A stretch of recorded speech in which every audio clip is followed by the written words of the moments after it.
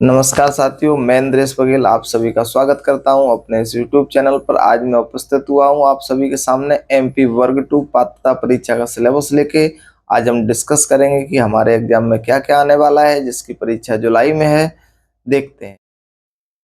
हमारा ये पिछला नोटिफिकेशन है जो पहले इससे पूर्व में परीक्षा जो हो चुकी है उसका नोटिफिकेशन है। उसमें सारी चीज़ें जो जानकारी दी गई थी वो मैं आपके साथ साझा कर रहा हूँ। हमारे इस वर्ग 2 की जो पात्रता परीक्षा है उसमें 150 प्रश्न आते हैं, जिसकी समय अवधि 2.5 घंटे की होती है। प्रत्येक प्रश्न का के लिए 1 अंक आपको दिया जाएगा और इस प्रश्न पत्र में आपको नेगेटिव मार्किंग का भी सामना करना पड़ेगा। नेगेटिव मार्किंग 1/4 की रहेगी। हमारा ये जो प्रश्न पत्र आएगा वो 2 खंडों में विभाजित है, खंड आ और खंड बा।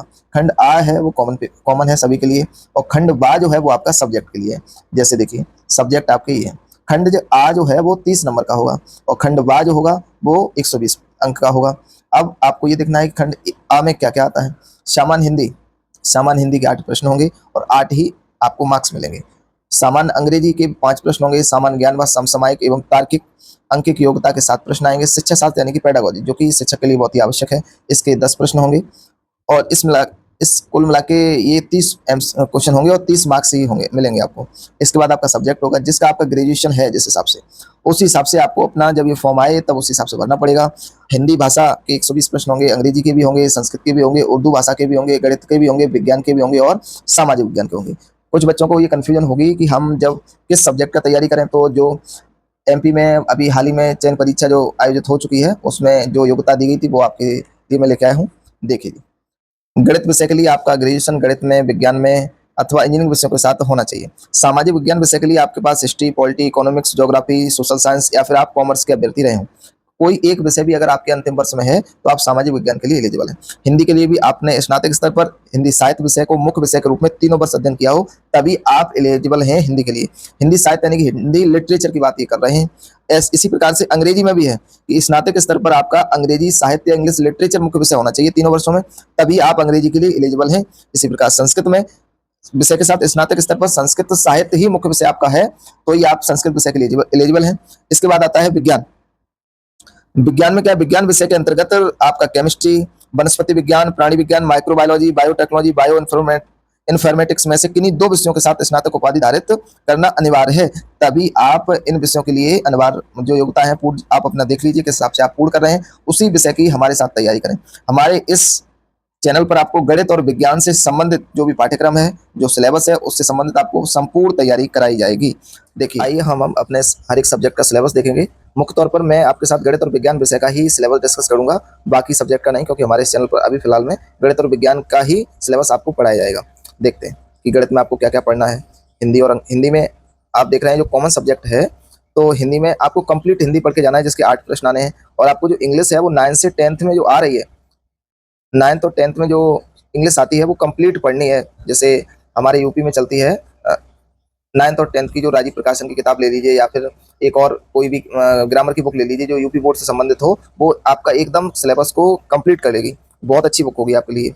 अब आपको सामान्य ज्ञान, करंट अफेयर्स और रीजनिंग के 7 प्रश्न हैं, तो इसमें आप जैसे टॉपिक के हिसाब से जैसे दिया गया है उसी टॉपिक के हिसाब से मैं आपको पढ़ाऊंगा। इसमें आपको हिस्ट्री है, पॉलिटी है, ज्योग्राफी है, ईवीएस है और स्टैटिक जीके के कुछ क्वेश्चन हैं, वो आपको आपके साथ मैं अपने इस चैनल पर पढ़ाऊंगा आपको। इसके बाद रीजनिंग है। रीजनिंग में आपको ज़्यादा कुछ मेहनत नहीं करनी है, बहुत ही कम टॉपिक दिए गए हैं जो कि बहुत आसान सी रीजनिंग आएगी और हम बहुत अच्छे तरीके से इसको सीख लेंगे। देखते हैं हम। इसके बाद आपको पेडागोजी भी सीखना है। बाल विकास है। बाल विकास का हमारा जो नोट्स है वो आपको बहुत ज़्यादा यूजफुल मिलेगा, वो बहुत यूजफुल है। आप देखेंगे कि उस नोट से कोई भी प्रश्न बाहर नहीं जाएगा। आप इस वीडियो के माध्यम से लाइन वन बाई मैं आपको डिस्कस करूंगा आपके साथ। अगर मैं पूरा ये डिस्कस करूंगा तो हमारी वीडियो थोड़ा बड़ा हो जाएगा। आप देख रहे हैं, मैं इस चीज़ का ध्यान रखूंगा और आपको बताता जाऊंगा उस समय कि हमें क्या और कैसे पढ़ना है। आप देखें, मुख्य तौर पर जो गणित है हमारा, उसमें आपको यूनिट वाइज में डिवाइड है, जिसको हमें डिस्कस करना है। पहला यूनिट नंबर सिस्टम का है, तो हम लोग कंप्लीट नंबर सिस्टम पढ़ रहे होंगे, ठीक है। इसके बाद बीजगणित है, उसमें भी हम उसको भी कंप्लीट पढ़ रहे होंगे। फिर ज्योमेट्री है, ज्योमेट्री को पढ़ रहे होंगे। इसके बाद त्रिकोणमिति है, त्रिकोणमिति और त्रिकोणमिति का परिचय व अनुप्रयोग 2 यूनिट है। ये बहुत अच्छी यूनिट हैं और ये ऐसा मान सकते हैं जिसने फॉर्मूले याद कर लिए उसके नंबर फ्री के हो गए। इसके बाद आपको रचनाएं से संबंधित चीजें पढ़ाई जाएंगी। क्षेत्रमिति है, क्षेत्रमिति में आपको कंप्लीट पढ़ाऊंगा। और यहाँ पर एक चीज लिखिए, समांतर श्रेणी। तो यहाँ पर मैं आपको समांतर श्रेणी, हरात्मक श्रेणी और गुणोत्तर श्रेणी, तीनों श्रेणियों के बारे में बताऊंगा। और एक लास्ट में मिश्रित श्रेणी भी होती है, उसको भी मैं आपको बताऊंगा। इसके बाद सांख्यिकी है। सांख्य की हम डिस्कस करेंगे। उसके बाद थोड़ा साइंस का पोर्शन भी दिया गया है, ब्रह्मांड से लेकर ताप एवं ऊष्मा तक। इसका मेरा एक नोट्स है जो आपको बहुत अच्छा लगेगा और बहुत कम पन्नों में बहुत कम शब्दों के साथ कंप्लीट सिलेबस को वो कर रहा है, इससे आप जल्दी से सिलेबस को कवर कर पाएंगे। इसके बाद हमारा पेडागोजी सेक्शन भी आएगा, थोड़े पेडागोजी जो मैथ की है वो टॉपिक भी दिए गए हैं, इनको भी हम बहुत अच्छे से डिस्कस कर रहे होंगे। ठीक है, इसी प्रकार साइंस का भी है। साइंस का आप सिलेबस देख सकते हैं कि साइंस में हमारा क्या क्या आएगा। जैसे ब्रह्मांड है, कुछ टॉपिक ऊपर से ही कॉमन है, लेकिन आप इसको बहुत अच्छे से देख लीजिए कि हमें क्या क्या पढ़ना है। हम इसका ध्यान रखेंगे कि इसमें जो टॉपिक दिया है और जिस तरीके से दिया है उसमें एनसीईआरटी को ध्यान में रखते हुए और आपकी वर्ग 2 की जो चयन परीक्षा होगी उसका भी ध्यान रखते हुए, अगर वो टॉपिक यहाँ पर और वहाँ पर कॉमन है तो उसको चयन परीक्षा को ध्यान में रखते हुए भी आपको इस चैनल पर पढ़ाया जाएगा। बाकी आगे दूसरे सब्जेक्ट आ गए हैं तो उनका सिलेबस मैं अभी डिस्कस नहीं करूंगा, मैं बाद में करूंगा आपके साथ। आप हमारे चैनल को सब्सक्राइब कर लीजिए, हमसे जुड़िए।